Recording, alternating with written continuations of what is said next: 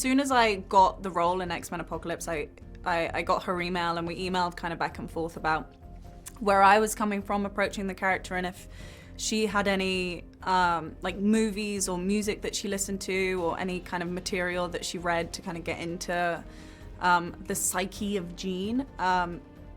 And she also just kind of gave me her blessing for the role, which was really nice to have, because, you know, when you take over a role from someone, you always kind of want to make sure it's okay with them, and she was lovely. So there were a lot of challenges playing this character. I think the biggest challenge was just kind of trying to ground all of these fantastical things that are happening to her, and ground it in something that will resonate with the audience, and it's not just kind of like, oh, look at those crazy things that are happening to Jean, you know? And so we wanted to study mental illness for it, specifically schizophrenia, dissociative identity disorder, and addiction. And so that was the hardest. Not the hardest, but it just took the longest, and it was a process to kind of figure out what's going on in her head in this movie. So that was extensive, but it was fun.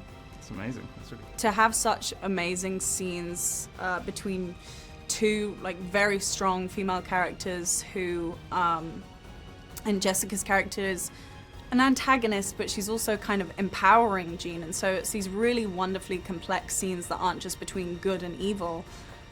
So that was amazing, but also Jess is so much fun to work with.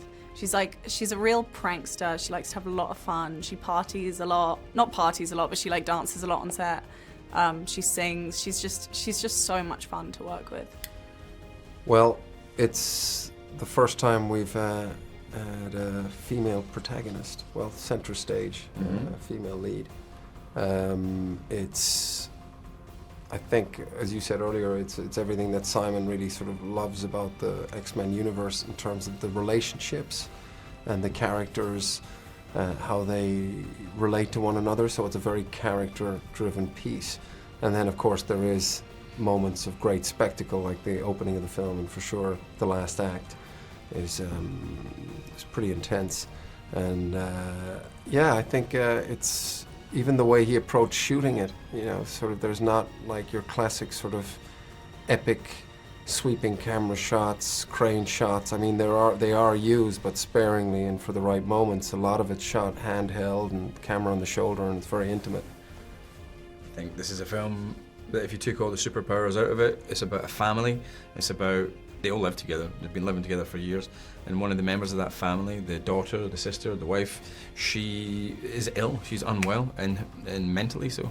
And it's about that family and the extended family trying to figure out how to help her, or how to cope with that, and how it tears that family apart from the inside. I think to me, it's twofold. I think first and foremost, it's at the core of the X-Men is the exploration of being different and trying to find your place in the world. And I think that is a timeless emotional idea and dilemma. And that I think it's part of what has drawn people to the comics and part of what people enjoy in the movies. I think obviously the other part is each of these characters has their own unique abilities and their own extraordinary skills. And in that, not only is that fun to see, but I hope, and I think Simon did a really great job in this one, you end up feeling that the powers are an extension of who they are, of both the best and the worst of them. I think Logan's a great example of a character who is both a hero and in some ways tortured by the thing that makes him different. And I'd argue that's true of all of them to some degree. You know, it's both a burden and a gift. And so seeing them, you know, grappling with that and then also using that in such kind of fun and entertaining and wish-fulfilling ways, I think is sort of the cornerstone of what makes these things so popular.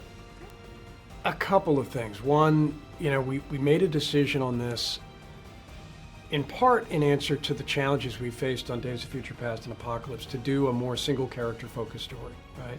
And in doing that, we also wanted to find a way to do a much more grounded, real tone. Because part of what I think the superpower of these movies are the characters. And so we wanted to get deeper into the characters that serve as the bedrock for the franchise. And this story with that tone allowed us to do that, you know, to explore Charles's flaws, to explore, you know, what it would be like to feel out of control. And Sophie, for example, did a lot of work studying mental illness and different very real manifestations of what Phoenix or what Jean Grey might be feeling as she's grappling with those powers. So it was an attempt to get closer to an emotional reality that we all could recognize. And I think that's a step away from what we've seen before in the X-Men films.